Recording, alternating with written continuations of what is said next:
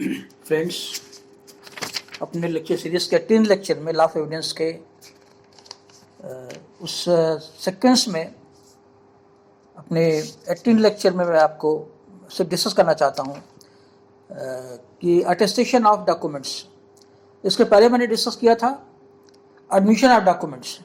देखिए, एडमिशन और probity, document को एडमिट करना एक बात होती है। कोर्ट ने कहा ठीक है डॉक्यूमेंट चलेगा, आप कोर्ट सामने जमा कर दीजिए, हम इसको वैलिड मानते हैं। लेकिन उसके कंटेंट्स में जो लिखा गया है वो तो कोर्ट ने मान लिया। कंटेंट्स को प्रूव कैसे करेंगे? कोई अगर कहता है इसमें जो कंटेंट्स हैं गलत हैं तो कैसे प्रूव करेंगे? तो मैंने आपको बताया था कि डॉक्यूमेंट्स को डॉक्यूमेंट से प्रूव किया जा सकता है, मगर कैसे, इसका डिटेल तरीका बताया गया है 67 से लेकर के 73 में। जब हम लोग डिस्कस कर रहे थे एक्सपर्ट ओपिनियन, तो सेक्शन 45 और 47 में आपने देखा था कि एक्सपर्ट की ओपिनियन ली जाती है हैंड राइटिंग को लेकर के, सिग्नेचर को लेकर के, या अदर कोई एक्सपर्टाइज है, जैसे गोली कितनी दूर चलाई गई है। तो सेक्शन 45 टू 47 एक जनरल ओपिनियन होती है एक्सपर्ट की, मगर उसमें कुछ गड़बड़ियाँ भी हो सकती हैं। एक्सपर्ट झूठ बोल सकता है, एक्सपर्ट गलती कर सकता है। एक्सपर्ट अपनी ओपिनियन जो भी देता है, जो जिसकी राइटिंग को उसको दी जाती है टेस्ट करने के लिए, वो एक बार की राइटिंग होती है। हो सकता है वो बीमार रहा हो सकता है उसकी पेन जल्दी से चल गई हो, घसीट गई हो, तो उससे बहुत कुछ क्लियर नहीं भी हो सकता है। तो जो आज हम डिस्कस करेंगे सेक्शन 67 से लेकर के 73 तक के जो प्रोविजंस हैं, ये एक्सपर्ट ओपिनियन के मतलब सेक्शन 45 और 47 के एडिशन में है। तो एक्सपर्ट ओपिनियन के अलावा भी डॉक्यूमेंट्स जो प्रूव किया जा सकता है सेक्शन 67 से लेकर के 73 के प्रोविजंस में। तो आप देखेंगे नेचुरली, जब आप देखेंगे कोर्ट के सामने कोई डॉक्यूमेंट आएगा तो कोर्ट एक्सपर्ट को बुलाएगा, मगर एक्सपर्ट को न बुलाना चाहे, कोर्ट कहेगा मैं ही जांचूंगा। टाइम जबरदस्ती वेस्ट करने से फायदा नहीं, क्योंकि एक्सपर्ट ओपिनियन लेने में खर्चा लगता है, टाइम लगता है, गलती होने का चांस होता ही, मैंने बताया आपको।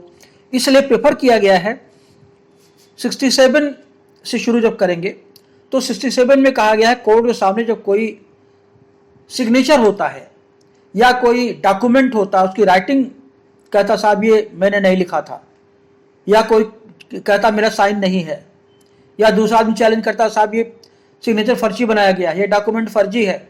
खास और ससा आप देखेंगे प्रोबेट के केस में, वसीयत के केस में अक्सर ये कोर्ट के सामने आते हैं।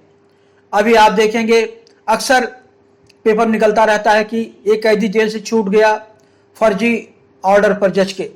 तो फर्जी ऑर्डर क्या होता है? राइटिंग होती है, वो चाहे सिग्नेचर हो चाहे डॉक्यूमेंट हो। तो ऐसे में जब कोर्ट के सामने उसको प्रोसिक्यूट करेंगे ऐसे आदमी को कि उसका सिग्नेचर है या नहीं है, खास तौर से जब आदमी डेथ हो चुकी होती है तो और रिलेवेंट हो जाता है, क्योंकि वो आदमी जिंदा नहीं होता बताने के लिए, या काफ़ी पुराना डॉक्यूमेंट है, 90 साल का 100 साल हो गया है, तो शायद उसको अटेस्ट करने वाला भी जिंदा ना हो, उसका विटनेसेस भी जिंदा ना हो। तो सारी कंटीजेंसीज को डिस्कस किया गया है सेक्शन 67 से लेकर के 73 में। तो बेसिक प्रेमाइस तो यही है कि अगर कोई कोर्ट में अगर लिविंग आदमी या दूसरा आदमी जो उसका करीबी है, जो सेक्शन 45 में जिनको हम एक्सपर्ट मानते हैं, जैसे उसकी राइटिंग लिखते हुए देखता रहता है, उसका करस्पॉन्डेंस देखता है, डिस्पैच देखता है, चिट्ठी रोज आती है, वो समझता है कि हाँ इनकी चिट्ठी आई है, तो जो लिखते रोज देखता है उसको, एक तो उसका ओपिनियन वैलिड होता है। दूसरी चीज जो सेक्शन 67 में कही गई है कि कोर्ट को ये पावर है कि किसी के भी डॉक्यूमेंट को जो जिसका सिग्नेचर है, जिसका लिखा हुआ डाउट हो, कोर्ट कहेगी कि जाओ अपना कोई और डॉक्यूमेंट लेके आओ जिसमें तुमने लिखा हो। तो कोर्ट उस दोनों डॉक्यूमेंट्स को जो उससे मंगाती है या किसी और से मंगाती है उसका सिग्नेचर टेस्ट करने के लिए, तो दोनों डॉक्यूमेंट को मिलाती है। अगर मिलान हो जाता है तो उसका डॉक्यूमेंट वैलिड हो जाता है। तो 67 में कोर्ट को पावर दी गई है कि जो परपोर्टेड डॉक्यूमेंट है, जो डिस्प्यूटेड डॉक्यूमेंट हो, उसको टेस्ट करने के लिए कोर्ट उससे या किसी और से दूसरा उसका लिखा हुआ दूसरा डॉक्यूमेंट मांग सकती है इस सकती है। लेकिन एक चीज़ आपको दिमाग में रखना होगा हमेशा कि बेसिक प्रिंसिपल ये है कि ये सब जरूरत तब पड़ती है जब कोई या उसका कोई खास नज़दीकी उसके राइटिंग को या तो सही मानने से मना करता है, डाउट क्रिएट करता है, या कोई डिस्प्यूट करता है कि वो फर्जी है।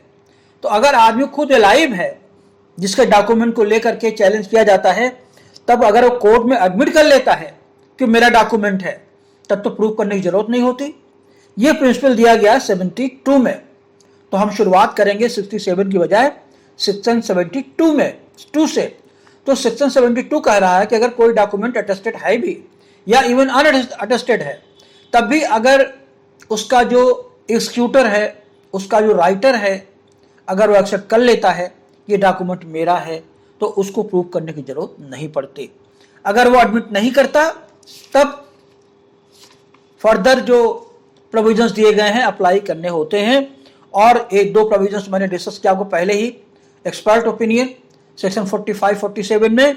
इसके अलावा आप डिस्कस कर रहे हैं कि पहला तरीका 67 में दिया गया है कि उसके डॉक्यूमेंट को दूसरे डॉक्यूमेंट को जिसमें उसकी राइटिंग लिखी गई होती है मंगा करके दोनों को कंपेरिजन करता कोर्ट और फिर डिसाइड करता है कि राइटिंग सही है या गलत है। और दूसरी चीज होती है कि अब ये तो हुआ अनअटेस्टेड डॉक्यूमेंट, जो सीधा सीधा डॉक्यूमेंट साइन है जिसपे किसी के गवाह का सिग्नेचर नहीं है। तो गवाह देखिए, जब आप कोई कॉन्ट्रैक्ट करते हैं या कोई किराएदारी लिखते हैं किसी को, तो 2 विटनेसेस का होना कहीं कहीं जरूरी होता है, लेकिन वसीयत में जरूरी नहीं होता। बहुत सा देखिए, जो इंडियन रजिस्ट्रेशन एक्ट के 1908 में लिस्ट दी गई है, भारतीय पंजीकरण अधिनियम 1908 में लिस्ट दी गई है, उसमें जिन डॉक्यूमेंट्स का पंजीकरण होना जरूरी है उनको प्रूव करना जरूरी नहीं है, क्योंकि रजिस्ट्रेशन होता तभी है जब हर कुछ वेरीफाई हो चुका होता है। दूसरा होता है, हो सकता है हमने आपको चिट्ठी लिख के दे दी हो, कोई लेटर लिख दिया हो और अटेस्टेशन ना हुआ हो, सड़क पे लिख दिया हो, अकेले लिख के दे दिया हो आपको, आप कोर्ट में प्रोड्यूस कर रहे हैं, साहब देखिए चिट्ठी उनकी है। तो जहां अटेस्टेशन है वहां तो कम से कम 2 लोगों की गवाही जरूरी होती है, और जहां जरूरत अटेस्टेशन की नहीं है वहां गवाह हो तो भी नहीं हो तो भी चलेगा। आप देखेंगे Indian transfer of property act में रजिस्ट्रेशन जरूरी है। अगर 100 रुपये ज़्यादा प्रॉपर्टी है तो बिना अटेस्टेशन के, बिना रजिस्ट्रेशन के वो डॉक्यूमेंट वैलिड नहीं होता, प्रॉपर्टी ट्रांसफर नहीं होती। लेकिन आप इंडियन कॉन्ट्रैक्ट एक्ट में देखें, कहीं लिखा गया है क्या कि विटनेस चाहिए? विटनेस तो बहुत अच्छा है, नहीं हो तो भी कॉन्ट्रैक्ट है, क्योंकि ट्रांसफर ऑफ प्रॉपर्टी एक्ट में ओरल राइटिंग जो भी हो, लेकिन उसका अटेस्टेशन जरूरी है। लेकिन इंडियन कॉन्ट्रैक्ट एक्ट में चाहे ओरल हो चाहे रिटन हो, अगर अटेस्टेशन नहीं भी है, विटनेस नहीं भी है, तब भी कॉन्ट्रैक्ट वैलिड होता है।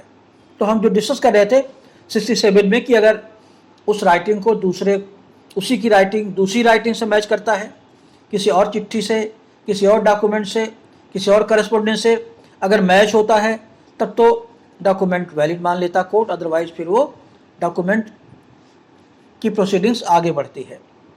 अगर डॉक्यूमेंट अटेस्टेड है, इसका प्रोविजन दिया गया सेक्शन 68 में।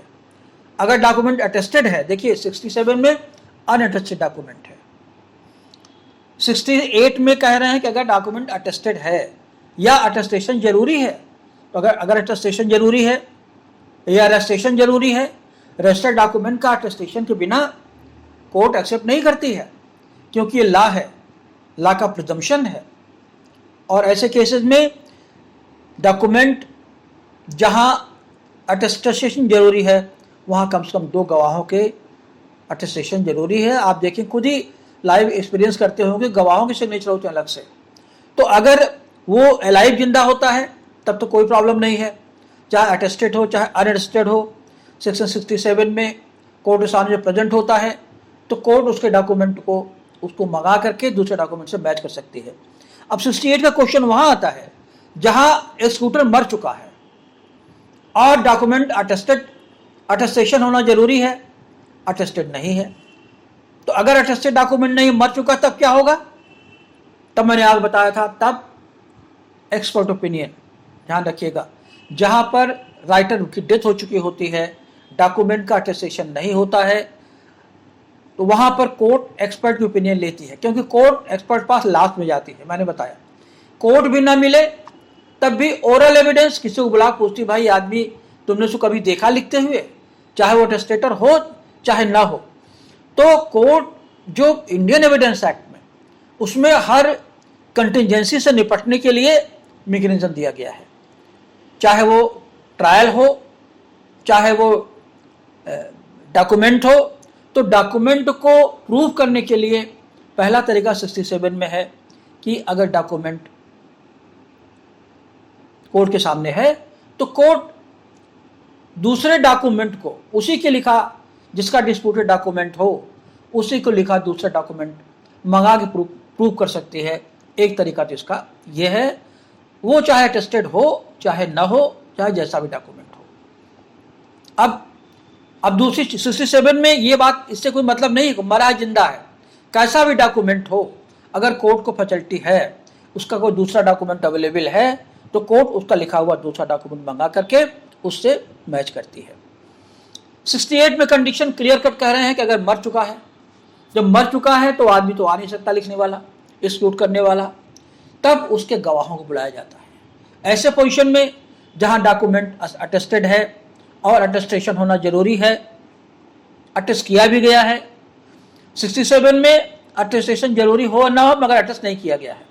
68 में डेथ हो चुकी है, अटेस्टेशन जरूरी है और अटेस्ट किया भी गया है, या अगर जरूरी नहीं भी था तभी अटेस्ट एडिशनल कर दिया गया है, चलो भाई कर दो।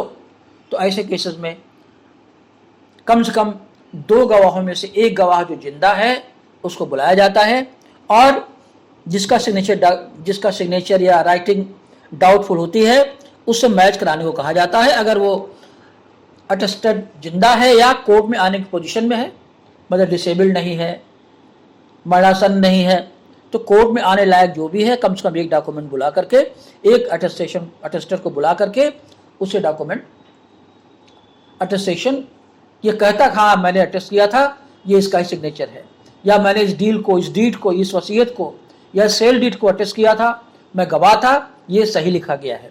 तो 68 में तरीका ये है। लेकिन ये जो प्रोविजन है ये विल में लागू नहीं होता। विल को छोड़ करके विल में 2 अटेस्टेशन जरूरी होता है। अगर रजिस्टर्ड विल है तो कोई जरूरत नहीं होती, अगर अनरजिस्टर्ड विल है तब उसका अटेस्टेशन ऐसे ही होता जैसे इसमें हुआ है कि कम से कम 2 लोग अटेस्ट करें। अगर 2 में से जो एक जीबी अगर जिंदा हो तो 2 में से एक आदमी को बुला करके कोर्ट के सामने उसको वेरीफाई करा जाता है। अब जहां कोई अटेस्टेड विटनेस ना पाया जाए, अटेस्ट मैंने कहा कि अगर मर चुका है वसीयत को अटेस्ट करने वाला भी, तब क्या होगा? तब ये कोर्ट के सामने ऑप्शन होता कि क्या किया जाए। तब उसमें हैंड राइटिंग एक्सपर्ट को बुलाती है या अल्टीमेट चल करके उसका ओरल एविडेंस लेती है। और अगर कोई मान लीजिए राइटिंग है, उसने एक चीज और भी है, अगर मान लीजिए अटेस्टर आता है, उसे कोई चीज याद नहीं रहती, या तो मर चुका है, या अगर आता है याद नहीं रहती, तो माना जाएगा कि वो डॉक्यूमेंट का अटेस्टेशन नहीं हुआ था और उसको ऑर्डिनरी तरीके से कोर्ट वेरीफाई करेगी। तो एक तरीका तो था 67 में, जहां कोई अटेस्टेशन करने वाला मिला नहीं, या अटेस्टेशन करने के बाद वो जिंदा नहीं है, या अटेस्टेशन करने के बाद वो भूल गया, मुझे याद नहीं पड़ता, तो दूसरे डॉक्यूमेंट को बुला सकती 67 में कोर्ट। तो यहाँ कोर्ट के ऑप्शन खुले हुए हैं, ये कोई जरूरी नहीं कोर्ट इसी क्रम से चले जिस क्रम में एविडेंस एक्ट में लिखा गया है। लेकिन अगर हर स्थिति में कोर्ट के सामने डॉक्यूमेंट को एडमिट कर लेता है, जिसका राइटिंग है, जिसका डॉक्यूमेंट प्रूव होना है, तो कोर्ट को किसी को बुलाने की जरूरत नहीं होती है। तो आप इसमें देखेंगे पहला तरीका ये, कोर्ट खुद कंपैरिजन करती है, बुला करके दूसरे उसके डॉक्यूमेंट को ला करके कि डॉक्यूमेंट इसी का है कि दूसरे का है। दूसरा तरीका क्या है? कम से कम एक लिविंग अटेस्टेटर को बुलाती है। अगर लिविंग नहीं है तो फिर वही तरीका अडॉप्ट होता है जो 67 में किया गया है, या सेक्शन 45 में एक्सपर्ट ओपिनियन ले। इन 67 तो अब आपने देखा हो कितने गए, सेक्शन 45 सेक्शन 47, सेक्शन 67, सेक्शन 68 और फिर इसके बाद सेक्शन 69 में जनरल है, विटनेस न जब पाया जाए तो कोर्ट किसी भी तरीके को अडॉप्ट कर सकती है। फिर लास्ट तरीका है कि कोर्ट अगर 73 में अप्लाई होता है जब विटनेस खुद जिंदा होता है, तो सेक्शन 73 में कोर्ट उस विटनेस को, उस पर्सन को जिसका कि डॉक्यूमेंट या जिसका सिग्नेचर डाउटफुल है, जिसका कि चैलेंज कोर्ट के सामने किया गया है, उसको बुलाती है और उसका अपने सामने सिग्नेचर लेती है। तो अब ऐसे सोचिए, तो डॉक्यूमेंट को प्रूव करने का पहला तरीका क्या है? सेक्शन 45। दूसरा तरीका क्या है? सेक्शन 47। तीसरा तरीका क्या है? सेक्शन 67। चौथा तरीका क्या है? सेक्शन 68। पांचवा तरीका क्या है? सेक्शन 19। और छठा तरीका क्या है? सेक्शन 73 में जब डॉक्यूमेंट को उससे ही कोर्ट में लिखवाती है कि तुम दोबारा लिख के बताओ, लेकिन 73 तब अप्लाई करेगा जबकि डॉक्यूमेंट को अटेस्ट करने वाला जिंदा होता है।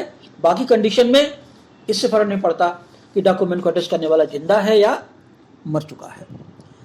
73A में कोई खास चीज नहीं है। 73A में डिजिटल वेरिफिकेशन है। तो आप जानते हैं डिजिटल वेरिफिकेशन में जहां सिग्नेचर की जरूरत ना हो, इंफॉर्मेशन टेक्नोलॉजी एक्ट में जहां सीधे प्रिंट, जैसे बिजली का बिल आया तो बिजली बिल में क्या सिग्नेचर होता किसी का, या अक्सर लिखा रहता है कि this document is digitally created, signature is not required. Income tax का डॉक्यूमेंट आ गया, तो जो डॉक्यूमेंट डिजिटल है उसके सिग्नेचर की जरूरत नहीं होती वेरीफाई करने की, बशर्ते कि वो कंडीशंस जो मैंने अपने पिछले लेक्चर बताए थे आपको, 65B कंप्यूटर कंडीशन सही हो, कंप्यूटर का ऑपरेटर स्किल्ड हो, कंप्यूटर का जो मैनेजमेंट में हो या एम्प्लॉयर हो उससे कंट्रोल में हो, तब प्रिंट लिया गया हो, कंप्यूटर ऑपरेट करते समय ऑफिस के आवर्स में कंप्यूटर ऑपरेट किया गया हो। अगर कंप्यूटर कई है, मान लीजिए 3 कंप्यूटर लेंस लगाया गया है, तब तो माना जाएगा कि सारे एक साथ टाइप हो जाता सब, तो सब डॉक्यूमेंट्स ऑरिजिनली होंगे। तो जो वेरिफिकेशन डॉक्यूमेंट्स का होता है उसके लिए कोई सिग्नेचर की जरूरत नहीं होती जब तक कि लिखा न जाए कि सिग्नेचर की जरूरत है। क्योंकि देखिए डिजिटल सिग्नेचर भी होता है, अगर डिजिटल सिग्नेचर है किसी डॉक्यूमेंट में वही प्रिंट होकर के जाता रहता है और वही document as a document use होता है वेरिफिकेशन में भी और डॉक्यूमेंट्री पर्पसेस के लिए। Thank you.